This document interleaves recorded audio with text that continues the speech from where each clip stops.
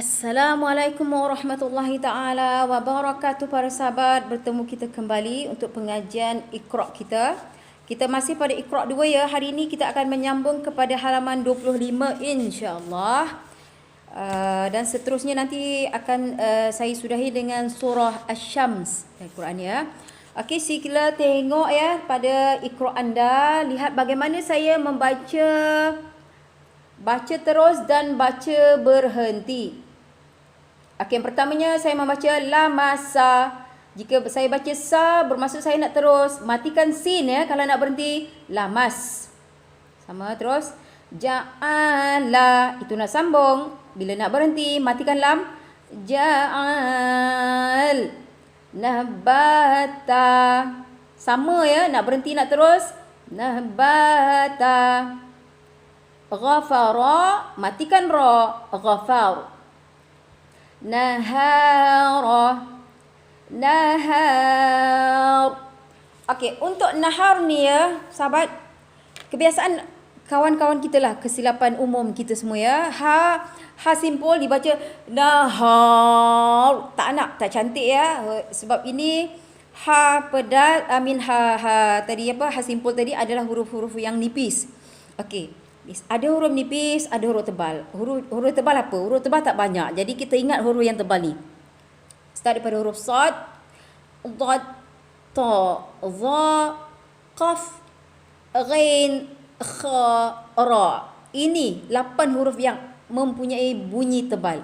Selain daripada tu kita mesti menipiskan dia ya sahabat. Jadi tengok saya naha. Jadi kita macam senyum tau. Jangan naha. Jangan buka ke atas mulut tu. Tarik ke kiri ke kanan ya. Nahara. Tapi bila kita nak berhenti, matikan ra tadi. Nahar. Tebalkan ra tu di hujung sahaja. Jangan terus tebal ha tu. Nahar. Tak nak ya. Kita kena belajar ya. Huruf nipis-nipiskan dan huruf tebal kita tebalkan. Sebelum ni kita dah belajar bila mad asli dibaca menjadi panjang ketika berhenti ya, itu dipanggil mad arid li sukun ya. Okey, kita sambung. Ba'asya. Sya juga nipiskan ya. Jangan ma'asya. Okey. Lamata, lamata. Hakama, hakama. Sama. Rasada. Ni rasad. Dia menjadi mad arid disukun dan ada sifat qalqalah di hujungnya ya. Ada beberapa huruf yang mempunyai sifat qalqalah, sifat melantun ya. Labatha, labath. Asaba, asab. Mad arid disukun juga ketika berhenti ya. Ghasaqa, ghasaqa. Sama. Nazar ataupun nazara, nazar sama. Khataya, matikan ya. Khatai, mad arid disukun ya. Ma'aba, sama. Ma'aba. Lamaza, lamaz. Ada bunyi berdesir ya. Tengok sini. Mas. Terus lagi ataka, atak. Sahabat nipiskan huruf kaf ya. Jangan ataka. Tak nak. Ataka, atak. Nipis dia. Syaraba. Ra tebal. Ba nipiskan balik. Yang mana nipis tu senyum ya. Macam senyum lah ya. Malaka, malak. Qabadha, qabad. Huruf dad tak boleh melantun ya. Qabad. Salah. Sebab huruf melantun. Ba, jim, dal, qaf, ta. 5 huruf ya huruf melantun. So huruf dad. Kebiasaan orang membaca dad melantun. Salah. Kita kena belajar kontrol lah. Qabad. Hadana, hadana. Sama je ya. Qadara, qadar. Wa mala, wa mal. Azaba, azaba. Sama. Okey, kita akan terus kepada halaman 26. Saya akan bertukar kepada 26. Di sini di pukul 6, perhatikan ya sahabat dengan dalam Iqra anda. Yadaha sama, yadaha. Syahadata juga sama, syahadata. Fata'ala pun sama, fata'ala. Kalau kita perasan pada la di sini menggunakan alif pendek. Alif pendek adalah alif maksurah ya. Tak apa, menggunakan alif pendek ataupun pada fata'a menggunakan alif panjang sama saja. Alif pendek ataupun alif panjang hukumnya di dalam Al-Quran sama saja ya, dibaca dengan 2 harakat, nama dia mad asli. Cumanya alif pendek tu ada namanya dan alif panjang tu ada namanya juga. Okey, alif pendek adalah alif maksurah. Maksurah itu Arab, Melayunya pendek. Alif panjang namanya alif mamdudah. Mamdudah itu Arab ya, Melayunya panjanglah. So alif panjang atau alif pendek di dalam Al-Quran hukumnya sama sahaja. Okey, mari kita sambung ya. Terus pada Iqra anda. Lamata pun sama, lamata. La faragha pun sama, la faragha. Wa mata'a. Okey, ain juga ya. Wa mata'a. Tak nak sebab ain huruf nipis ya. Masih mad asli. Wa mata'a. Okey, kita terus. Perhatikan pada Iqra anda. Athata. La adhana, la adhan. Pendek semua ya. Okey, la tu. Biasanya la tu satu yang mengelirukan orang ramai lah ya. Di situ hamzah bertenggek di atas alif adalah huruf hamzah ya. Alif tu dah tak guna dah. Jadi macam tempat bertenggek je huruf hamzah. Mungkin saya pernah sebut sebelum ni ya, huruf hamzah ni kebiasaannya bertenggek di atas huruf lain. Kalau senang nak faham, huruf tu kan kecil, pendek. Jadinya dia perlukan rumah ataupun tempat bertenggek. Dan biasanya 3 huruf ya. Yang hamzah bertenggek huruf alif, waw, ya. Kebiasaannya. Dia tak bertenggek atas huruf lain ya. So jangan pedulikan alif tu. So itu dibaca hamzah ya. Lagi sekali kita tengok. Tengok pada Iqra masing-masing ya. Saya hanya menunjukkan sekadar sahaja di skrin ya. La adhana, la adhan, famaqama. Sama, famaqama. Lakana pun sama, lakana. Hayataha. Okey, perhatikan pada ya. Ya dah lah ada baris je. Lepas tu ada alif kecil bertenggek di atas waw. Okey, perhatikan tu. Alif kecil ni juga sama macam perangai hamzah. Kelakar kan? Bukan orang saja ada perangai, huruf-huruf pun ada perangai lah. Dia panggil kebiasaan ya. Alif kecil ni seperti yang kita sebut tadi, alif maksurah, dan dia memang kebiasaannya bertenggek di atas huruf. Sebab dia kecil pendek lah. Kita ambil cara mudah untuk kita faham ya. Okay, kalau kita perasan alif maksurah bertenggek di atas waw. So bila alif maksurah bertenggek di atas waw, so waw itu dah tak ada fungsi. Macam hamzah jugalah. Kalau hamzah bertenggek di atas huruf alif waw ya dah tak guna. Hamzah guna ya. So kalau alif pendek, alif maksurah bertenggek di atas huruf waw ataupun ya, kebiasaannya ya. So waw dengan ya tu tak guna dah. Tak ada bunyi lah kita kata ya. So jangan baca hayawataha. Jangan macam itulah. Hayawataha. Salah ya. Hayataha. Okey. Bila masa kita nak waw tu berbunyi. Kalau waw tu nak berbunyi, waw kena ada barisnya sendirilah. Baris atas sendiri. Macam pada tadi ada barisnya. Ya tadi ada barisnya. Sekarang waw bukan baris. Itu alif. So alif tidak menghidupkan huruf. Alif hanya memanjangkan bacaan huruf yang sebelumnya. Okay, kalau kita tengok tadi, waw bertenggek di atas alif kecil bertenggek di atas waw, bermaksud alif itu memanjangkan bacaan ya. Itu caranya. Selepas tu alif tak guna dah ya. Kita kena faham sedikit pasal alif ya. So, hayataha. Dan satu lagi yang para sahabat perlu perhatikan, yang pertama ha pedas. Banyak macam tu. Tapi hujungnya ha tu besar gitu ya. Hayataha. Nampak? Itu pada ha pedas saja ya. Kita mesti dapat rasakan berbezanya huruf itu ketika kita membacanya ya. Ketika membaca Al-Quran lah maksudnya ya. Okey. Saya akan terus lagi. Anda ikuti ikro anda ya. Saya sekadar letak pada skrin saja ya. Tapi ikuti anda punya. La a'za. Saya ulang. La a'za. Perhatikan huruf hamzah ya. Suka bertenggek ya. Jangan peduli dah alif.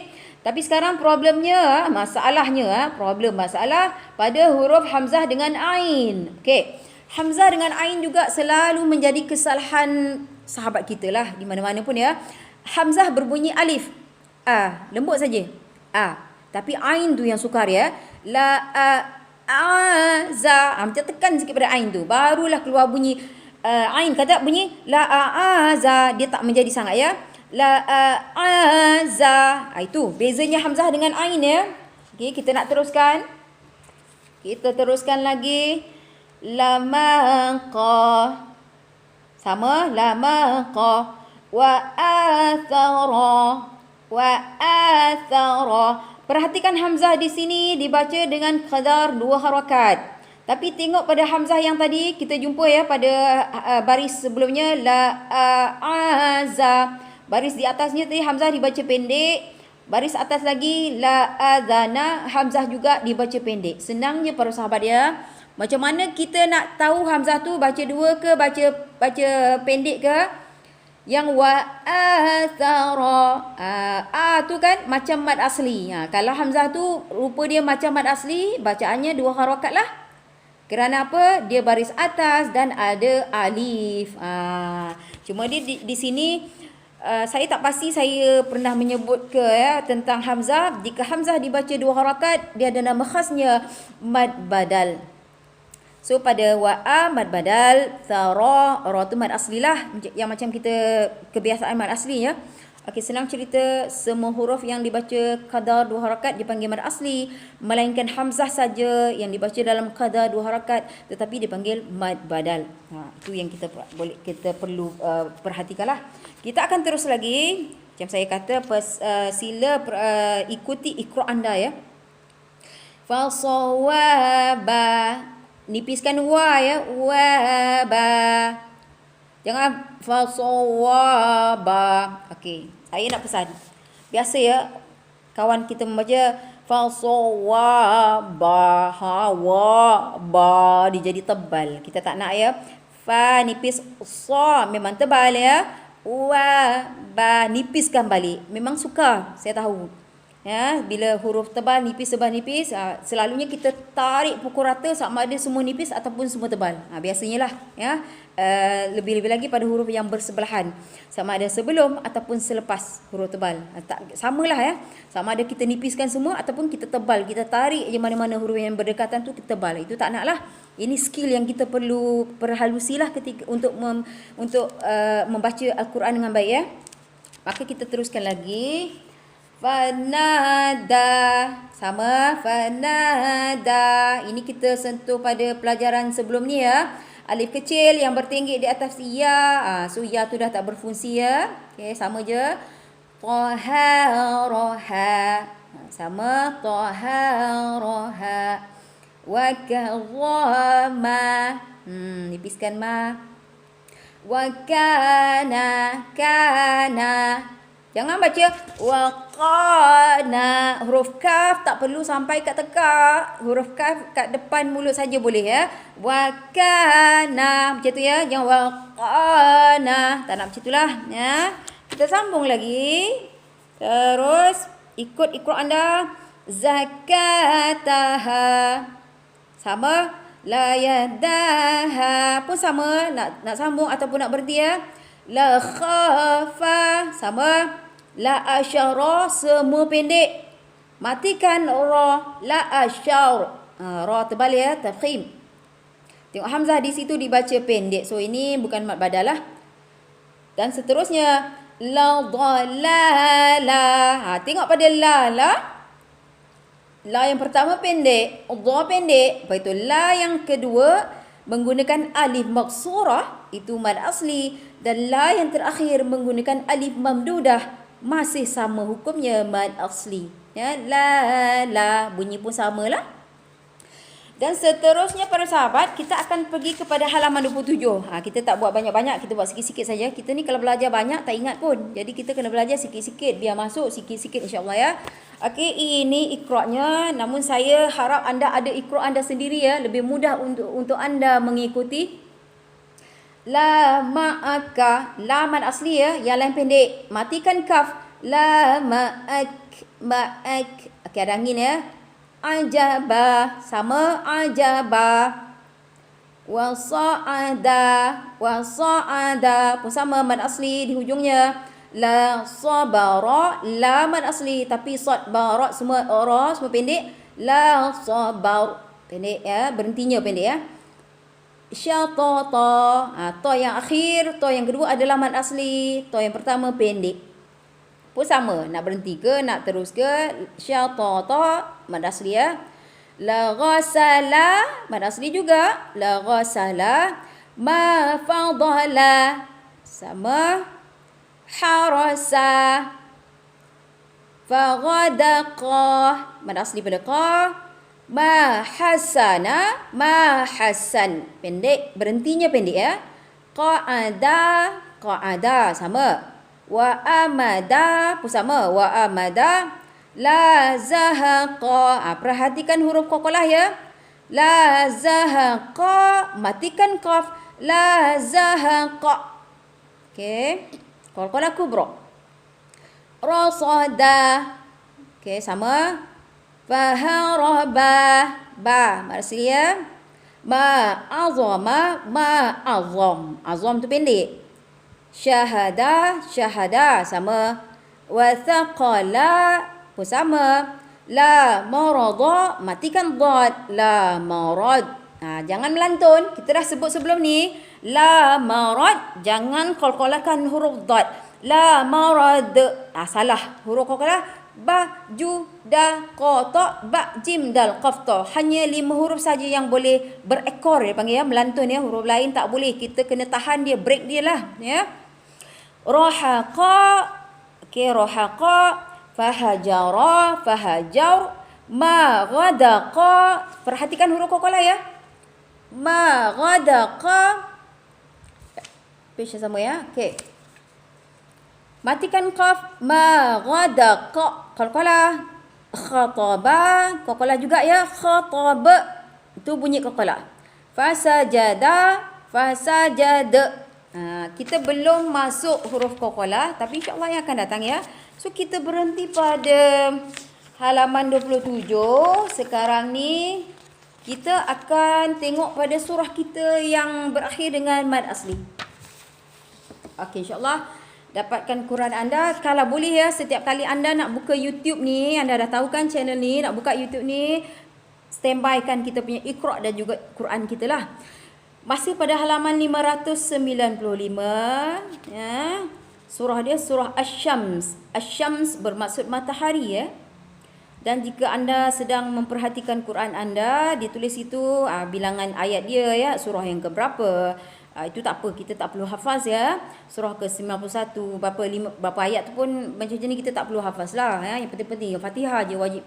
Tak cantik lah kita tahu Fatihah tu ada 7 ayat. Ni baca Fatihah dalam solat setiap hari tak tahu berapa ayat. Tak cantik. Tapi kalau surah-surah yang lain ni tak perlulah tahu surah yang keberapa, yang keberapa ya. Cumanya jika anda perhatikan Quran anda, saya mungkin saya pernah sebut ya. Quran yang kita gunakan adalah Quran Resam Uthmani. Resam Uthmani, resam ni maksudnya tulisan. Uthmani bermaksud bersempurnakan kepada khalifah kita keempat, Abu Bakar As-Siddiq, siapa dia? Umar Al-Khattab, Uthman bin Affan dan Ali bin Abi Talib. Jadi Quran kita ini adalah bersandarkan kepada usaha khalifah kita yang ketiga, nama dia Uthman. Jadi bila kita sandarkan pada dia jadi Uthmani. Okey, sedikit ya tentang orang Arab. Orang Arab memang kebiasaannya bersandar-sandarkan kepada mungkin tempat lahir, disandarkan nama dia pada universiti yang dia pernah belajar, mungkin juga dia sandarkan pada bapanya ataupun datuknya ataupun beberapa lagi lah cara ya. Okey, saya ambil contoh Imam Bukhari. Kita mungkin pernah mendengar perkataan Imam Bukhari ya. Dia lahir di Bukhara. Bukhara jika anda cek peta ya, tag peta Bukhara adalah dekat Eropah Timur. Nah, Eropah Timur. Kalau Eropah Barat tu yang apa tu? Yang Jerman, France, yang Paris lah. Paris ke Jerman ke apa semua sekitar kat situ dipanggil, termasuk London tu semua dipanggil Eropah Barat. Jadi di sebelah timurnya termasuklah Bukhara dan beberapa banyak nama lagi. Bukan satu nama saja ya.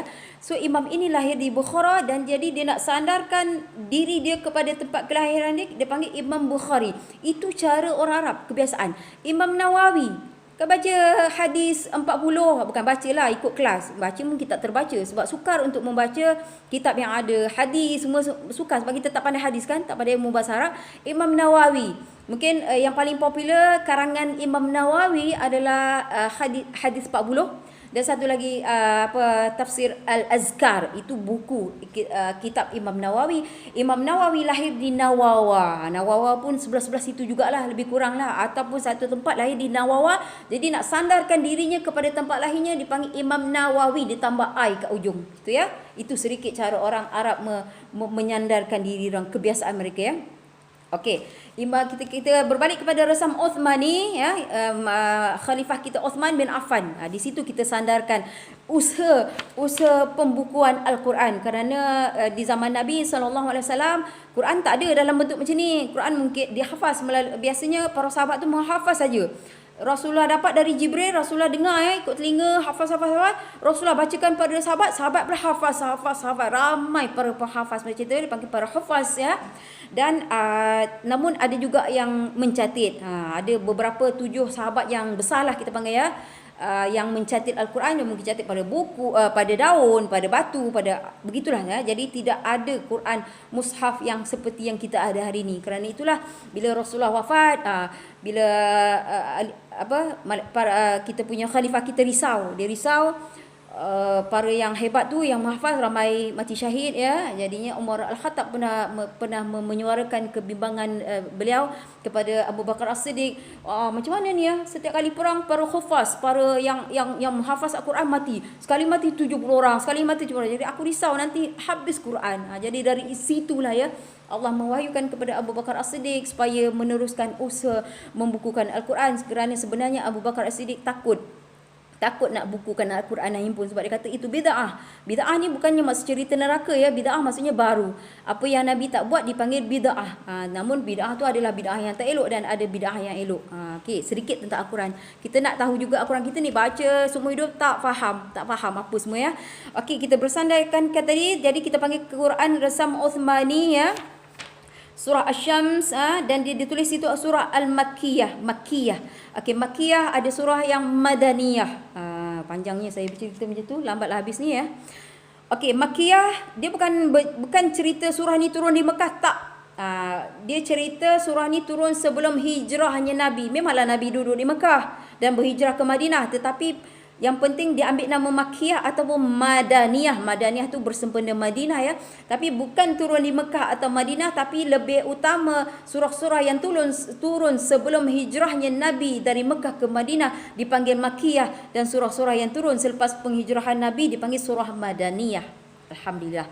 Okey, saya akan membacakan surah Asy-Syams. Ini ada yang menggunakan alif maqsurah dan juga alif mamdudah bersebelahan ya, dan banyak akhirnya dengan mad asli lah. Okey, seperti yang kita belajar hari ini. A'udzubillahi minasyaitanirrajim. Bismillahirrahmanirrahim. Wasyamsi wadduhaha. Apa saya ha itu ha benas, lepas tu lepaskan yang kita tekan tadi. Masa itu kita macam tekan tau. Wadduha. Lepas tu lepaskan dia. Bila ya kita lepaskan tu jadi ha simpul ataupun ha besar ya, orang panggil ya. Okey, itu cara dia. Saya ulang. Wasyamsi wadduhaha wal qamari idza talaha. Pak saya talaha dengan talaha. Cara ubah ya. Iza talaha. Cara kita membetulkan bunyi ya. والنهار إذا جلاها والليل إذا يغشاها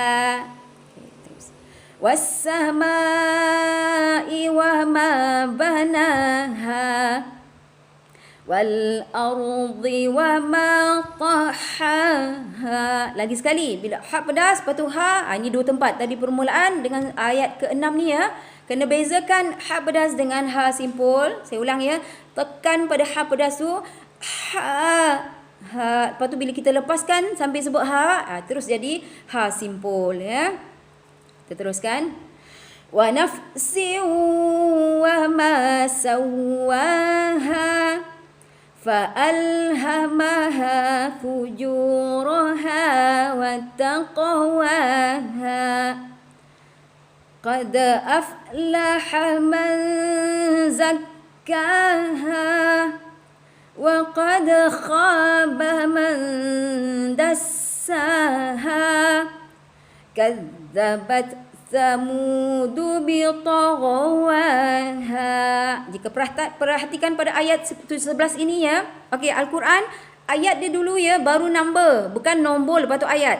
Jadi dah baca tadi kadzabat thamud bitaghwaha. Tengok kat ujung dia baru nombor dia, nombor 11 ya.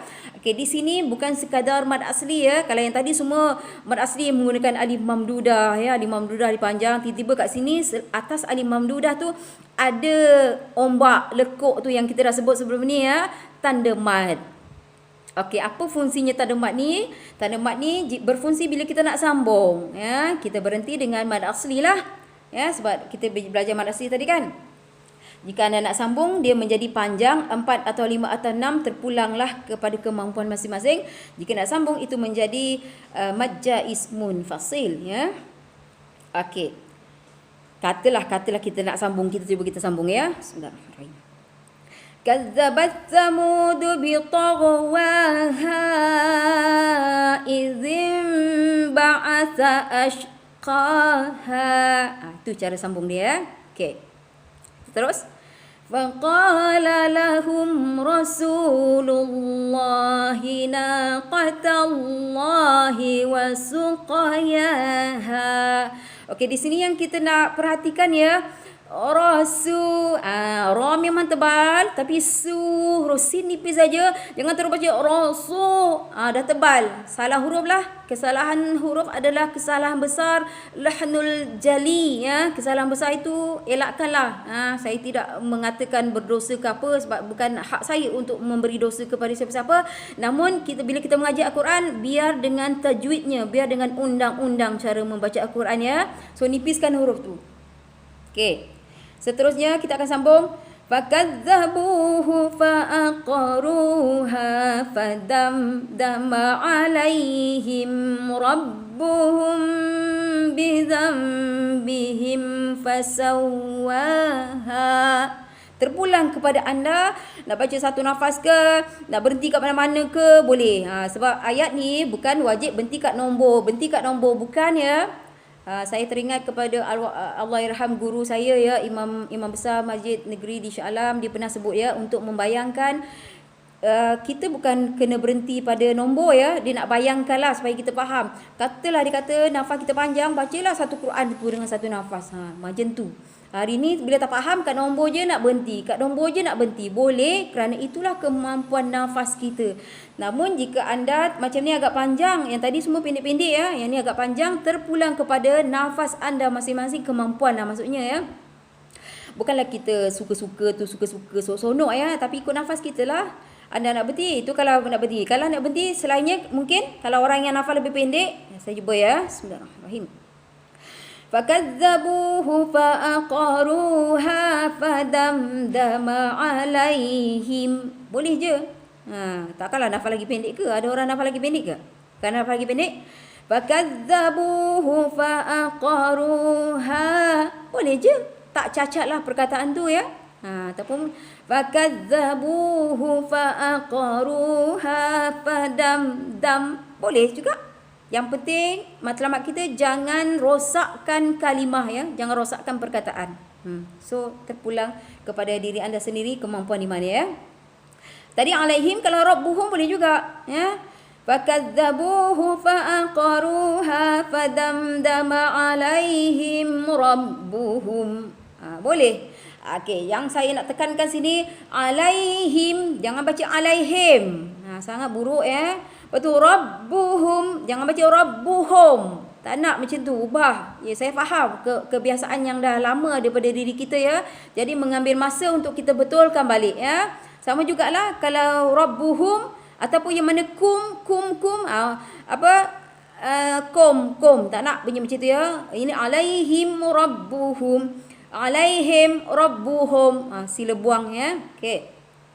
Dan kita akan habiskan di sini ya ayat ni. Wala yakhafu uqbaha. Semuanya berakhir dengan alif mamdudah. Hukum tajwidnya adalah mad asli. Dan di sini kalau kita perasan pun sebelum alif mamdudah bunyi suku kata dia uqba juga mad asli tetapi menggunakan alif maksurah. Alhamdulillah, masya-Allah, tabarakallah ya. Kita berhenti di sini ya. Sadaqallahul azim. Wabillahi taufiq wal hidayah. Wassalamualaikum warahmatullahi taala wabarakatuh. Ila liqa' ma'as salamah. Jumpa lagi. Bye.